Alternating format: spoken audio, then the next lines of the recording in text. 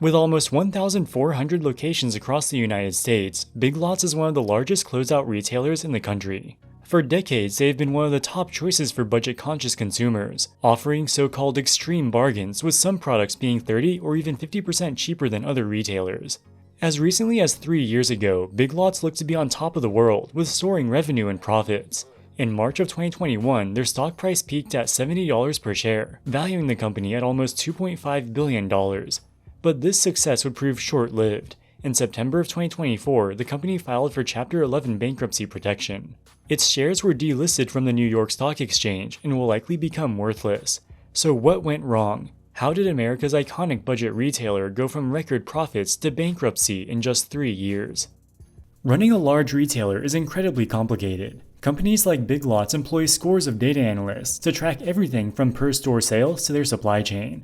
With data analysis tools and techniques always advancing, you need to be constantly learning if you want to stay on top. Today's sponsor Brilliant provides the best way to do just that. Brilliant is a learning platform offering courses in data analysis, programming, math, and more. Their first principles approach helps you build understanding from the ground up. Each lesson is filled with hands-on problem solving that lets you play with concepts, a method proven to be 6 times more effective than watching lecture videos. For example, their data analysis course teaches data visualization, algorithms, regression models, and more from the beginner to advanced stages. You'll learn how to parse and visualize massive datasets, including real datasets from sources like Airbnb, Spotify, Starbucks, and more. With Brilliant, you can become a little bit more knowledgeable each day. It's like the opposite of mindless scrolling. To try everything Brilliant has to offer for free for a full 30 days, visit brilliant.org/wallstreetmillennial or scan the QR code on screen. Or you can click on the link in the description. You'll also get 20% off an annual premium subscription.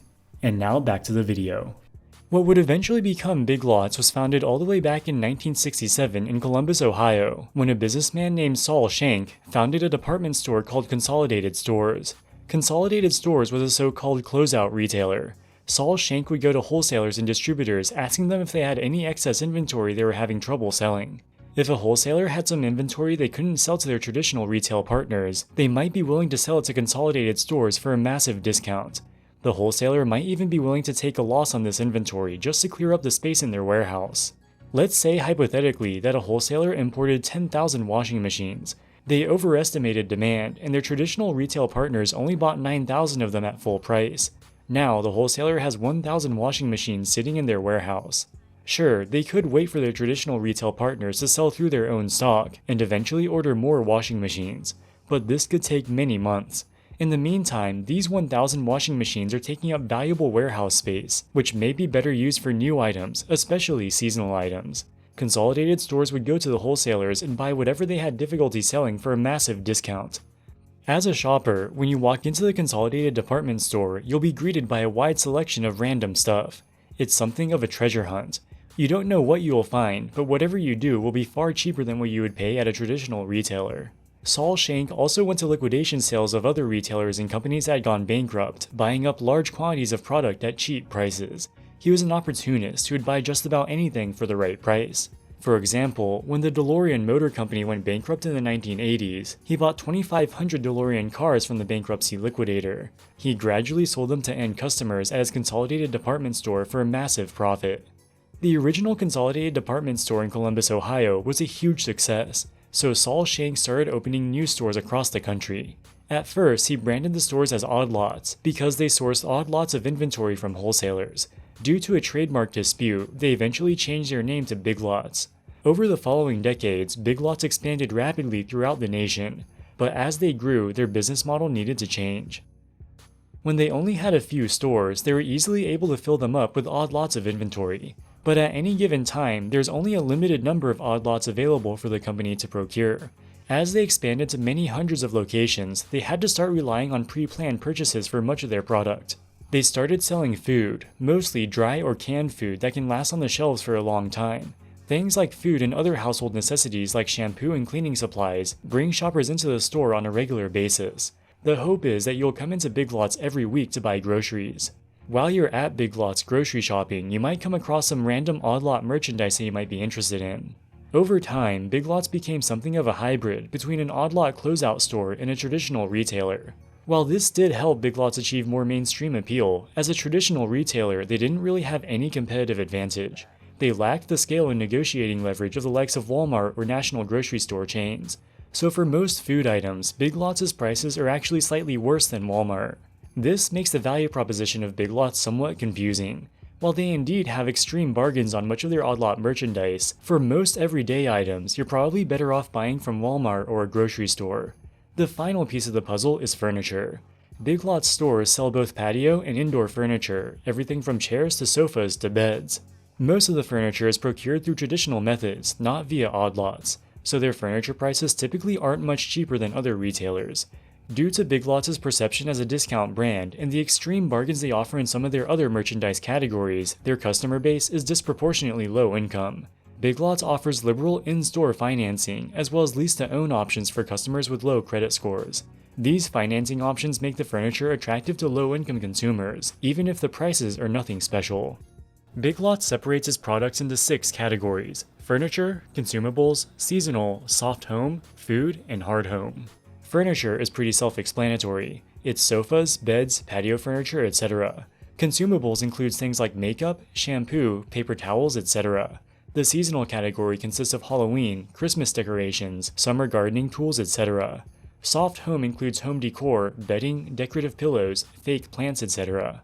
Basically, decorative stuff you put around your house. The food category is pretty self-explanatory. It mostly consists of dry and canned food. Most Big Lots stores have little if any fresh produce. Finally, the hard home category includes kitchen appliances, vacuum cleaners, dishes, etc. You can think of hard home as tools that you can use in your home. If we look at the years leading up to the pandemic, Big Lots' consolidated revenue was pretty stable at about $5.2 billion per year. In 2020, revenue surged 16% to more than $6 billion. Their operating profit more than doubled from about $150 million in 2019 to almost $400 million in 2020. While lockdown restrictions forced many businesses to shut down, Big Lots was deemed to be an essential retailer because it sells food and household staples, so they never had to close their stores. If we look at Big Lots' sales by segment, we can see that the biggest increases came from the furniture and soft home categories, which increased by 22% and 23% respectively. During the pandemic, many households saw their disposable income increase substantially. The government provided trillions of dollars of stimulus checks and enhanced unemployment insurance. For many low-income workers, the enhanced unemployment insurance was greater than what they had made before they were laid off. With restaurants, movie theaters, and pretty much all outdoor entertainment venues closed, the only thing people could really spend money on was things for their homes. With nothing else to do, many people began decorating their homes. If you have to stay at home all day, you might as well make it as comfortable as possible. With their focus on furniture and home decor, Big Lots was perfectly positioned to benefit from this. And finally, with the Federal Reserve having cut interest rates to near zero, Big Lots' financing partners also lowered their rates. This made it cheaper than ever to finance furniture purchases. In March of 2021, Big Lots' share price reached $70. This was the highest level the stock had ever reached since the company's IPO more than 30 years ago. But this success was not meant to last. Furniture are expensive purchases that last a long time. If you just bought a new sofa, it could be another 10 years before you feel the need to buy another.